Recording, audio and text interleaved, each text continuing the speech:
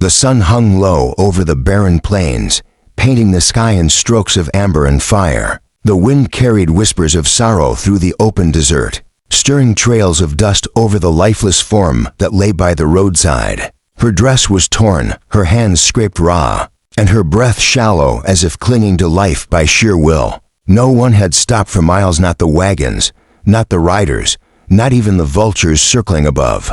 But fate had a different kind of mercy planned that day. A lone cowboy, weary from days of travel, rode his horse slow through the fading heat. His hat shadowed a face that had seen too much of life and death, of loss and regret. When he spotted her, a fragile figure, half buried in sand, his heart tightened. He dismounted, boots sinking into the dust, and knelt beside her. "Miss," he called softly, brushing the hair from her face. Her eyes flickered open, dull and dazed. "You're safe now," he murmured, his voice firm yet tender. She tried to speak, but only managed a faint whisper of pain. He lifted her carefully, wrapping his coat around her trembling shoulders, and whispered the words that would change both their lives forever.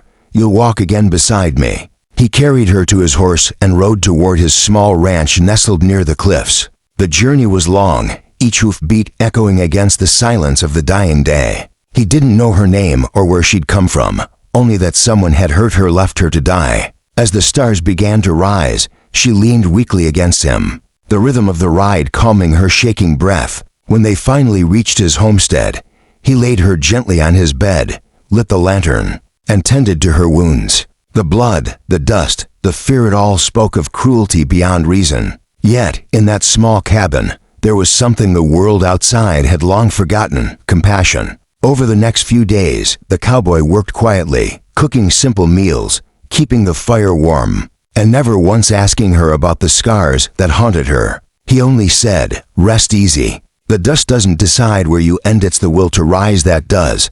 Slowly, she began to heal. The girl who once couldn't move now managed to sit, her eyes no longer hollow but searching for purpose, for strength, for the man who had become her savior. By the end of the week, she finally spoke. "Why did you save me?" He looked at her, then at the horizon, where the sun began to rise again. "Because once, someone found me in the dust too," he said quietly, "and they told me I wasn't done yet."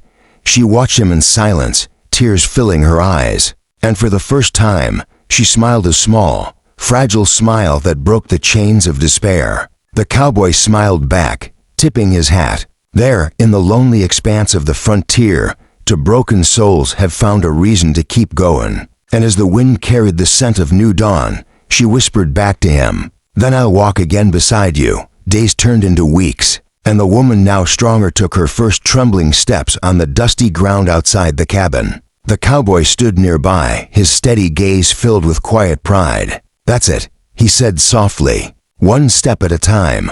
The land around them was harsh and wild, a mirror of the pain both had endured. But now, where there was once only silence, laughter began to echo through the canyons. He built her a cane from the branch of an old oak tree, carved with care, as if every cut of his knife was a promise that she would never fall again. Together, they worked the land, feeding the horses, drawing water, fixing fences, and though their hands were blistered and their backs ached, their hearts were full. She had once been a shadow of herself, but now she stood tall beside him. The dust beneath her boots no longer her grave, but her ground to conquer. One evening, as the sun dipped low, she told him about the men who had taken everything from her: her home, her freedom, her spirit. The cowboy didn't speak, but his jaw tightened, and his hand rested gently on hers. "You don't have to be afraid anymore," he said. "They'll never touch you again." And she believed him, because in his eyes she saw not a man hardened by the West,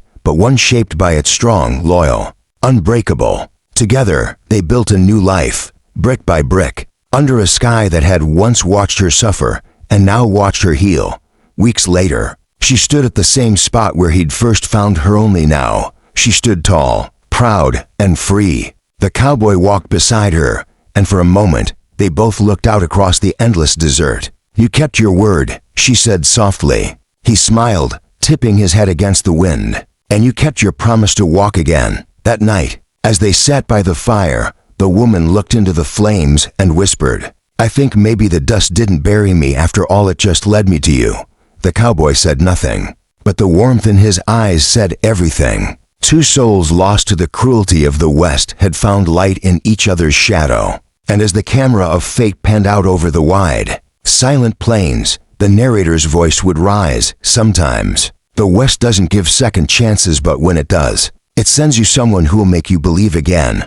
If this story touched your heart, don't forget to like, comment, and share. Subscribe to Old West Stories for more powerful tales of courage, love, and redemption from the untamed frontier. Your support helps keep these legends alive, where every soul deserves a second chance beneath the same wild sky.